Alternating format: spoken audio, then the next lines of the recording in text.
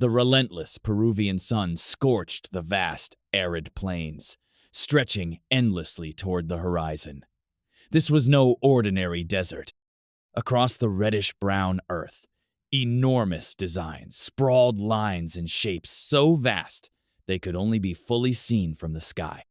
These were the Nazca Lines, a mystery that had baffled explorers and scholars for centuries. Among these ancient drawings, one figure stood apart, sparking endless debate and wild imagination: the Nazca Astronaut. To some, it looked like an alien visitor, a cosmic messenger from distant stars. To others, it was simply a strange piece of human art, its meaning lost to time. But as the story would unfold, the truth was far more complex and far more astonishing than anyone had guessed. Our tale begins not with extraterrestrials, but with a man named Dr. Eris Thorne, a dedicated archaeologist. Eris was a man shaped by science and reason. His life's work was the Nazca Lines. Day after day, he mapped the geoglyphs, studied pottery shards, and pored over ancient texts, searching for a logical explanation behind the seemingly inexplicable. Eris dismissed the popular ancient astronaut theories with a wave of his hand. To him, the figure's round head, wide eyes, and what looked like a helmet and suit were nothing more than a trick of the mind pareidolia, the human tendency to see familiar shapes where none exist. Yet, deep down, even he couldn't shake a strange feeling of unease whenever he looked at the astronaut. One blistering afternoon, while clearing a new section of the desert floor, Eris and his team uncovered something unexpected. It wasn't a shard of pottery or a ceremonial tool, but a small, perfectly smooth disc made of obsidian. It was unlike anything they had seen before.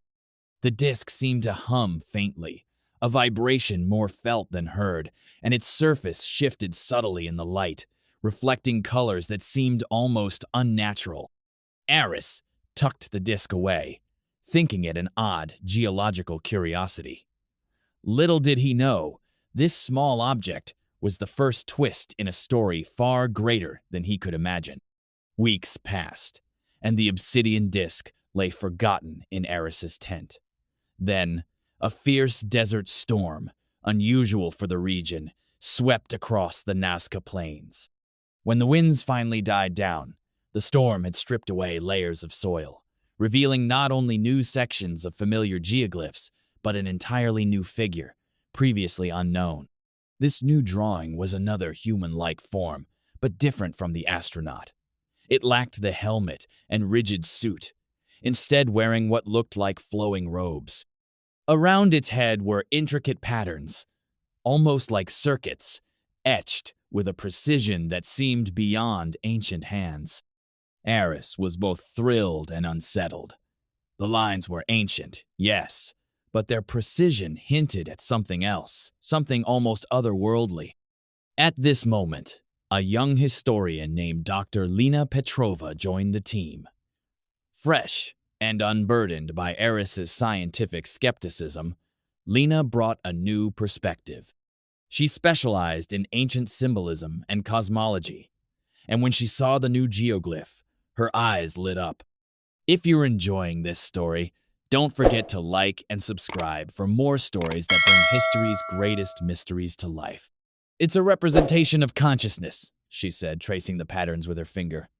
These lines aren't circuits, they're streams of thought, knowledge flowing outward.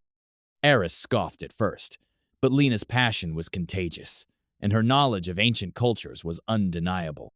One night, during a power outage at their remote camp, Eris accidentally knocked over a box. The obsidian disc rolled out, catching the faint moonlight. To their astonishment, it began to glow softly, pulsing with light. Lena gasped as she picked it up. Far off, the new geoglyph shimmered faintly, almost as if responding. Then came a low hum, vibrating through the ground beneath them. The next day, driven by curiosity, Eris and Lena returned to the new geoglyph, bringing the disc with them. As Lena held the disc over the figure's head, the intricate patterns began to glow, mirroring the disc's light. It was as if the disc was activating the drawing. Aris, the man of science, watched in stunned silence. This was no trick of the mind. Something real was happening.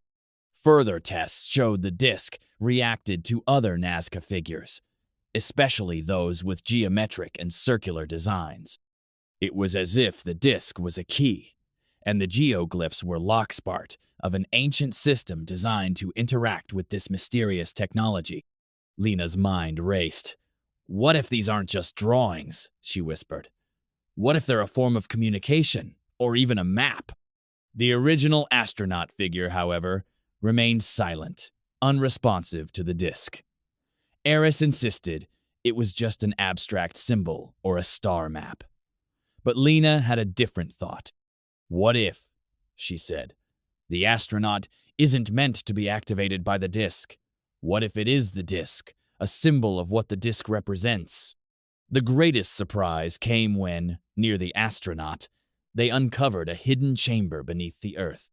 Inside, the walls were covered with pictogram-intricate images of human-like figures with elongated limbs and heads, interacting with celestial bodies. Among these images was the obsidian disc, depicted again and again. One pictogram showed the astronaut figure, connected by faint lines to other figures resembling the new geoglyph. Inside the helmet of the astronaut was a tiny pattern, almost identical to the hum of the obsidian disc. Lena's voice dropped to a whisper. The astronaut isn't an alien. It's a symbol of an advanced state of consciousness achieved through this technology. Eris, overwhelmed, held the disc to the pictogram. Suddenly, the chamber hummed deeply, vibrating through their bones. The celestial maps on the walls began to glow. The unfamiliar stars pulsed, and then a new image appeared, a moving, three-dimensional projection of the Nazca Plains from impossible heights. The lines were no longer simple drawings, but interconnected pathways, energy conduits, a vast network visible only from above. The astronaut image shifted. The helmet was not a helmet, but a glowing aura, a symbol of expanded mind. The suit was a field of protective energy, and the eyes were windows to heightened perception. From the astronaut's hands, beams of light extended, connecting to other geoglyphs, shaping the landscape itself.